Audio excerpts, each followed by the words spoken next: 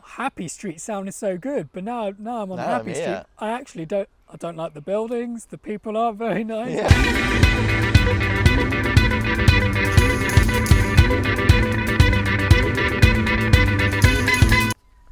How do you start afresh? That's a good one. I like that one. I was really hoping we didn't get that one first. Yeah, that's a tricky one, I think. Like this. Well, we touched on this actually when I can't remember what segment we were doing, but it was this idea of, we touched on this idea of letting things go by not making an end out of them. Yeah, but not forcing it into a definition, even a temporal definition. Or Yeah. If you give it an end, then you and you won't want to deprive whatever comes next of what has just happened, because you can't. You can't have we couldn't have a conversation now that didn't necessarily include the conversations that we've been having prior to this, because it kind of bleeds. It's all part of the same thing. It all bleeds forwards. It all kind of moves forwards. I think it's really common, or maybe not common, maybe easy is perhaps a better word. It's very easy to feel like if you're in a rough spot, or maybe things aren't going as well as you would like, and you might be thinking, I want to start afresh with X, Y, or Z, or maybe you want to start fresh with something really big. I want to start afresh. Yeah. It's very tempting to think, because I want to start afresh, I need to get rid of everything. And it better not come back, otherwise. Oh boy, it better not come back, otherwise it won't be my new thing, and I won't be able to get to this place. And like you were saying, that's the exact thing which often makes it come back. If you've really tried, if you've made such a big thing of making something an end, then you've made it too big to be an end. Yeah. You've made it necessarily something which is still with you if you've made it this huge thing, because you can't. A huge thing is not just going to slip out of eyesight. Yeah. It's gonna stick around until it, of its own accord, just kind of fizzles out. And that's the way things have got to end. But you kind of you deny the possibility of things fizzling out when you just chop them shut. And you can spend your whole life running away from what if you're like, I want to start fresh, and you really want to kind of put something in particular away as if it never happened. And then you can spend your whole life running away from it. It will make you miserable, because it's always there, even if it's only in your mind. Even if it's only, I shouldn't be thinking about this because I said I wouldn't, and I said I'd start afresh. You can deny yourself of getting to that place where you want it to be, which was nicer, better, or whatever it is that you want, something different. You can deny yourself that whole position by pretending something didn't happen. You're really actually just holding on to it.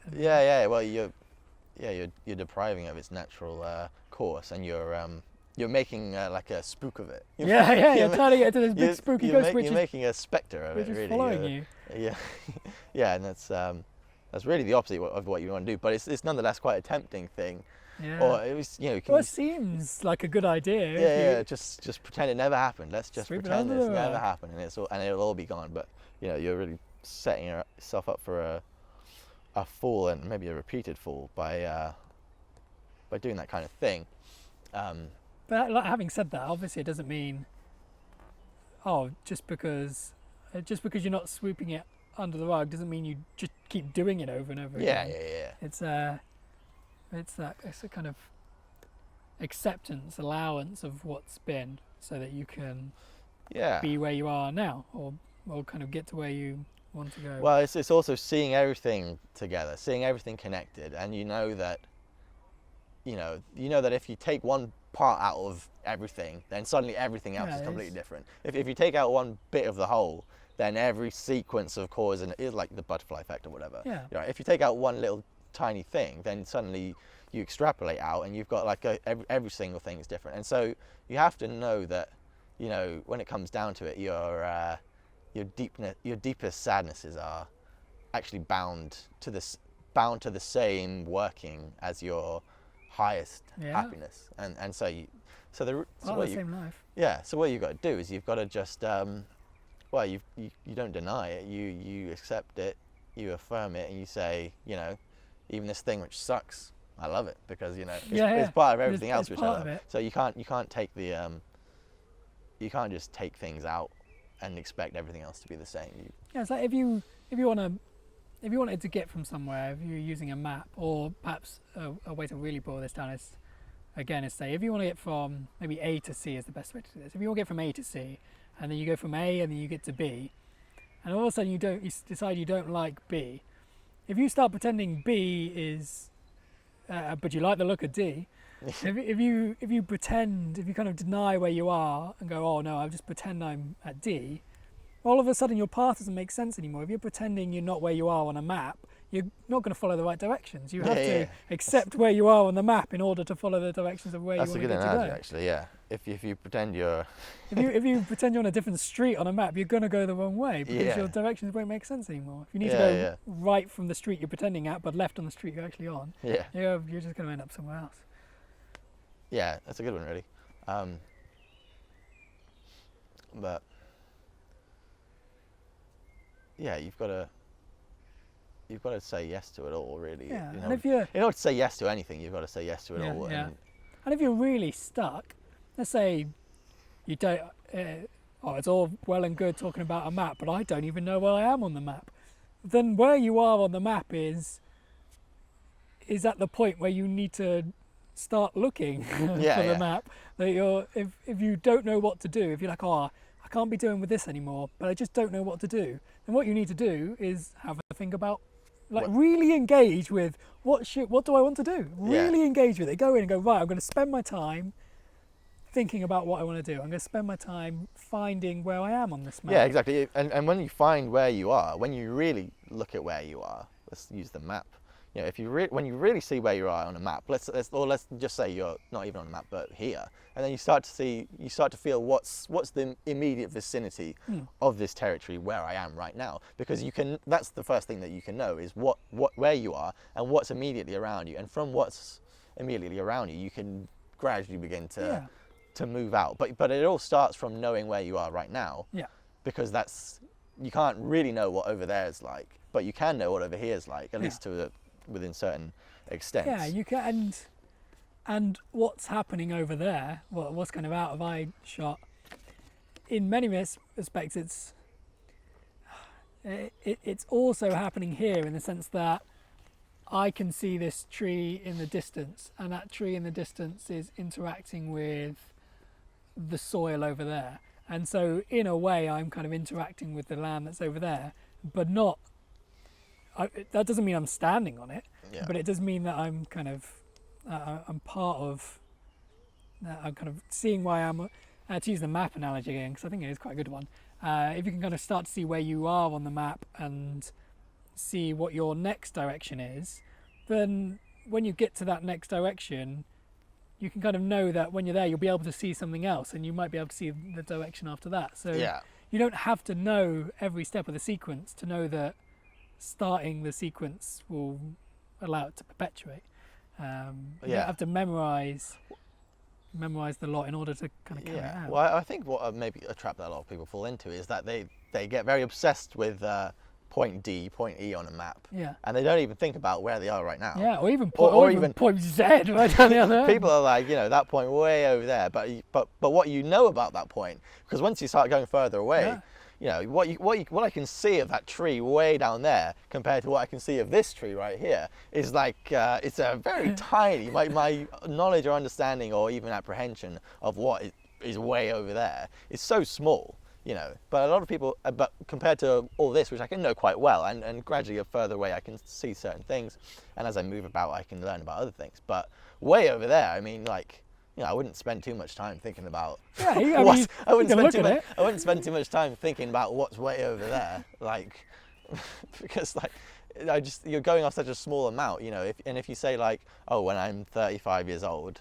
I want to be here. Well, what you're talking about is so far away, and what you can see of it is so small that it's just kind of futile. I mean, what's the use of talking? I mean, It'd be like seeing a point on a map that you want to get to, and then ignoring the map and pretending like, oh, just go in a straight line.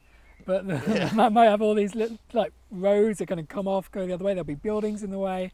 But if you only look at where you are, point A and point B on a map, which might be at opposite corners of the map, then you're kind of ignoring the journey. You're ignoring the whole process and what it even means to kind of undertake the journey. And also, inevitably, when you get there, you realise, oh, this little tiny patch that I could see of this is actually not really what this is like at all. And there's like 99% of thisness when I'm actually here. If I get to point D, 90% of what it's like here, 99% of what it's like here is actually not what I saw, and actually maybe I don't really like this. I don't like 99% of this. Like the 1% which I saw seemed nice, but now that I'm here, now that I'm Happy Street sounded so good, but now I'm on Happy Street. I actually don't like the buildings. The people aren't very nice. Yeah, I mean, it's like thinking like spending your whole youth or whatever thinking like, when I'm 35 I'm going to be this and I'm going to be here and this is what I'm going to do, and then you get there and you're like, oh well, now that I actually know what all this is like, now that I know the territory, not just from a huge distance, that like, I don't want to be here, but what have I been doing all this time? You know? Well, because I guess if you've never learnt the skill of kind of accepting and taking in where you are now, you're not going to have that skill all of a sudden when you get to where it is you want to be. Yeah, you're not. When you get there, you're not going to be able to deal with it. Yeah. Even if you could deal with it in a nice way, even if it could be good for you, you won't have the skills by the time you get there. You will have squandered all the skill building time. Yeah. The whole journey through this map, you wouldn't have learned the first thing. Yeah. You'd just be focused on that thing over there. But yeah, it's a good skill to be able to read maps. Yeah, to read the map of life. Yeah, it's just a three-dimensional map, isn't it? Yeah. Or n-dimensional map. But we can only see we can see 3 dimensions of this map. There's that great that thing I've told you before actually, which is like it's like a little story which is like there was this empire, right, and the empire was getting really prosperous and large and huge and so on. So the chief drafts people of the empire started to work to try and map out this empire, right? And as the map grew bigger and bigger, the map itself, this very lifelike and maybe 3-dimensional mapping, as the map grew bigger and bigger, it actually started to become bigger than the territory itself, and so the map became the territory, and the map kept getting bigger, becoming the territory, and then the territory was just like forgotten behind, and then suddenly the map is this build a map of a house on top of a house, and the same kind of dimensions of it, and all of a sudden you're left with nothing but a map. Suddenly the map's much bigger than whatever it was that you were thinking about 10 years ago when you started mapping it. Suddenly this map is pretty huge. I can't even remember what I was drawing. But I'll just keep going.